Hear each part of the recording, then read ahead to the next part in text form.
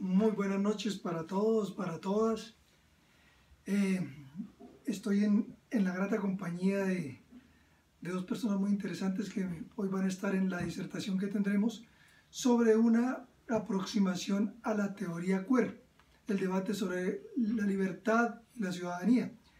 Me acompañan aquí a mi lado derecho, acá en la realidad, me acompaña la joven Isabela, de 17 años, estudiante de grado 11 del Colegio Melvin Jones. Y a mi mano izquierda me acompaña la señora Mónica Isabel, que es administradora de empresas de la Corporación Universitaria Autónoma del Cauca, quienes gentilmente han querido acompañarme en este ejercicio. Para entrar en contexto, porque ellas no conocen, digamos, del documento ni del tema filosófico que se va a tratar, les informo tanto a Isabela como a doña Mónica que se trata sobre unas teorías que vienen desde 1980 hacia acá, finales del siglo XX y lo que lleva el siglo XXI, y que se denominan teorías queer.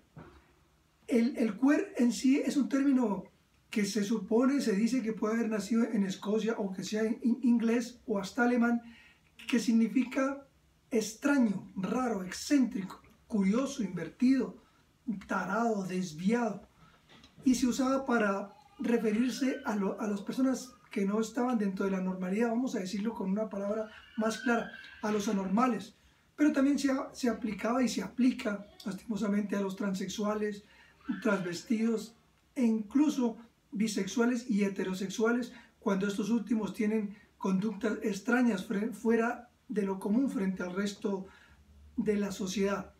La teoría queer, mis queridas compañeras, es una elaboración, vamos a decir así, teórica de la disidencia sexual y la deconstrucción de las identidades estigmatizadas, que a través de la resignificación del insulto consiguen reafirmar que la opción sexual distinta sea un derecho humano. Me hago entender, resignificación es que se ha tratado con estas teorías queer que ese manejo peyorativo de la diferencia sexual sea tratada de mejor manera como un simple y sencillo y elemental derecho humano, cambiarle ese significado. Iniciando con la niña más joven, la adolescente, a mí me gustaría saber ya una vez en contexto, ¿tú qué opinas de esa diferencia sexual, transexuales, transvestidos, bisexuales? Si debería ser considerado un derecho humano al 100% o no. ¿Tú qué crees precisamente de este tema que tratan estas teorías desde tu perspectiva como joven mujer? Yo pienso que debería ser tomado en cuenta, pero también debería verse de un punto crítico respecto a que hay muchas personas que toman este movimiento como algo también negativo. ¿En qué sentido? ¿Me podrías dar un ejemplo para...? Claro, por ejemplo, hay personas que dicen ser gays o bisexuales, pero no más fingen tener esa conducta, pero realmente no tienen nada que ver en eso, simplemente por estar en esa tendencia.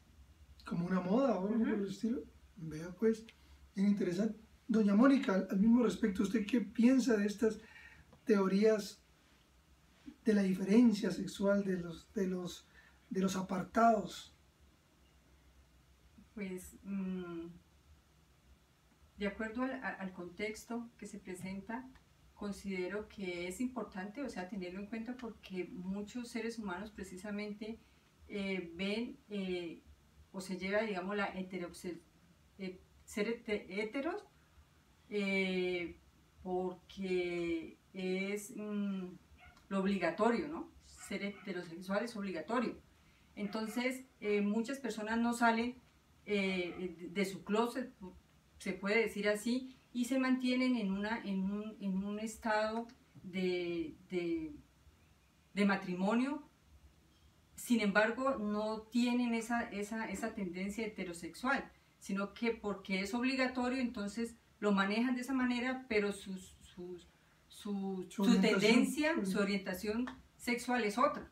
Entonces sí es conveniente y se trae pues a colación el tener que ver todo ese otro tipo de tendencias para que el ser humano de alguna manera se vea identificada con alguna de ellas y no lo vea como algo prohibido, algo que no se puede hacer, cuando realmente se nace o se siente esa tendencia, ¿no?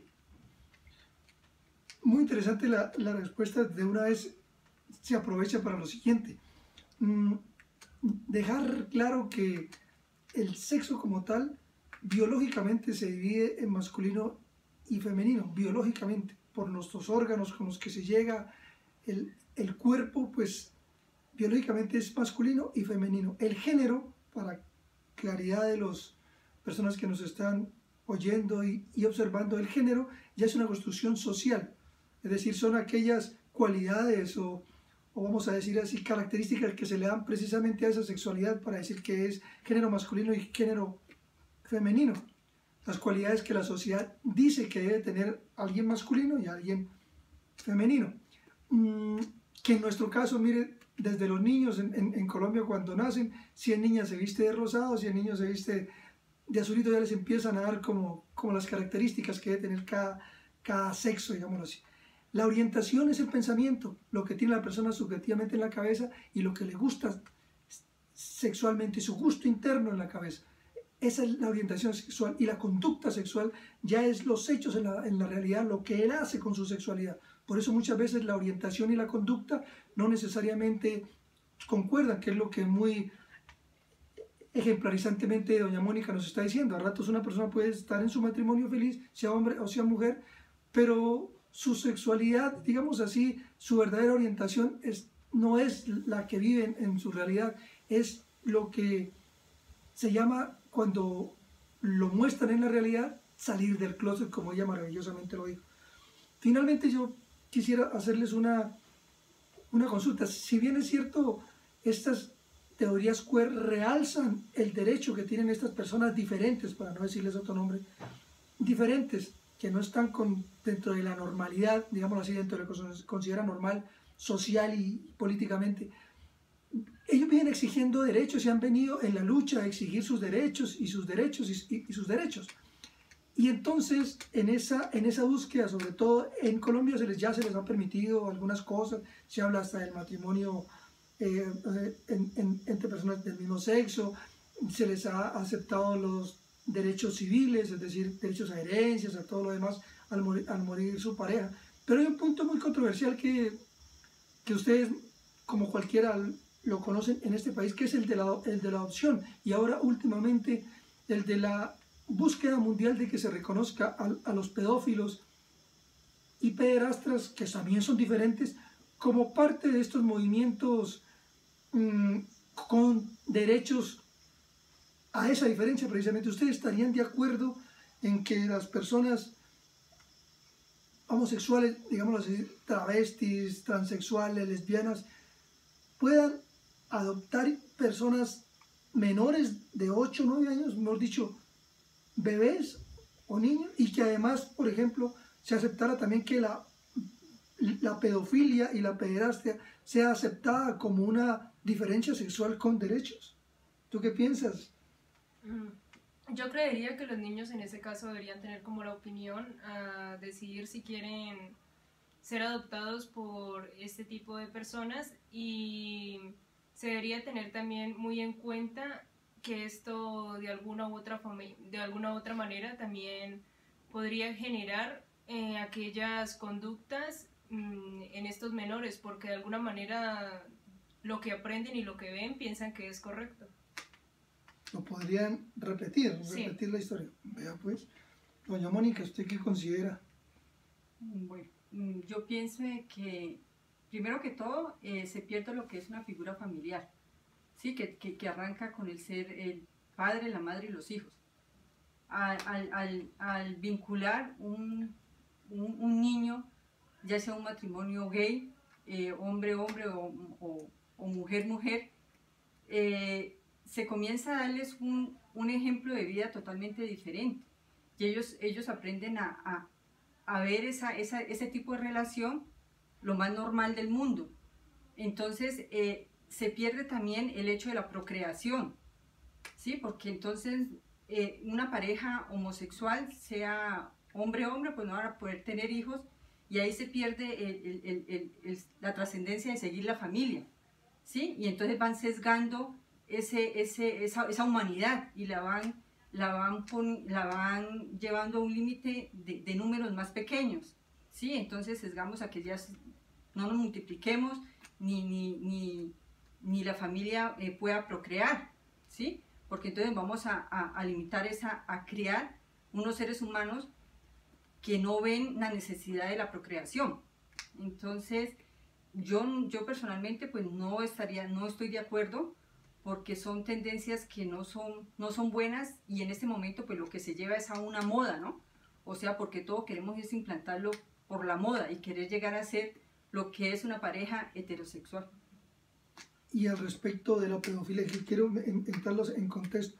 Pedofilia es el gusto que tienen adultos sobre infantes, sobre menores de edad, y ese gusto acompañado de prácticas sexuales que pueden llevar inclusive a la muerte de ese menor de edad. Y la pederastia es, vamos a decir así, el sentimiento que pueden los adultos sentir sobre menores de edad, y que últimamente en la Organización Mundial de Salud y a nivel mundial se está buscando sea considerada una diferencia sexual con derechos. ¿Tú piensas que debería ser así? No, realmente no. ¿Por qué crees que no? Porque ya hay tantos casos de violaciones y quieren implantar más desequilibrio en la sociedad, que llevaría realmente a que los seres humanos se sientan inseguros en el lugar en que nacen, en el lugar en el que de alguna manera se desarrollan. Vivirían con un miedo, no una libertad. ¿Tú qué dices, doña Mónica? Yo considero que la pedofilia, o sea, eso es aberrante, eso es acabar con un ser humano desde que nace, pues porque la pedofilia, como su nombre lo indica, dice, es con personas menores, con personas que no tienen conciencia, con personas que apenas arrancan a vivir y van a vivir una aberración de un ser humano que solo busca satisfacer sus necesidades, ¿sí? Entonces van a acabar con otro ser humano que apenas está llegando a la vida. Entonces, no, considero que esto es aberrante y nunca estaría de acuerdo con semejante apreciación. Yo les agradezco muchísimo. Como han visto, han sido personas que tienen un criterio muy interesante, no necesariamente dentro de nuestro campo, nuestra visión filosófica. Yo quisiera terminar con una expresión. Es que los derechos de los seres humanos están por el simple hecho de ser seres humanos, pero también es cierto que todo derecho tiene un límite. Todos los derechos tienen un límite, y esos límites, en el caso de estas personas diferentes que se mencionan en las teorías queer, también tienen que tener un punto hasta el cual deben y tienen que llegar. En nuestro caso, de manera respetuosa, este estudiante de filosofía tiene como concepto que derechos como el de la adopción, y hoy en día convertir yo diría que una aberración como la pedofilia o el amor por los menores de edad, convertirlo en una diversidad con derechos, es totalmente no solo descabellado, sino antihumano.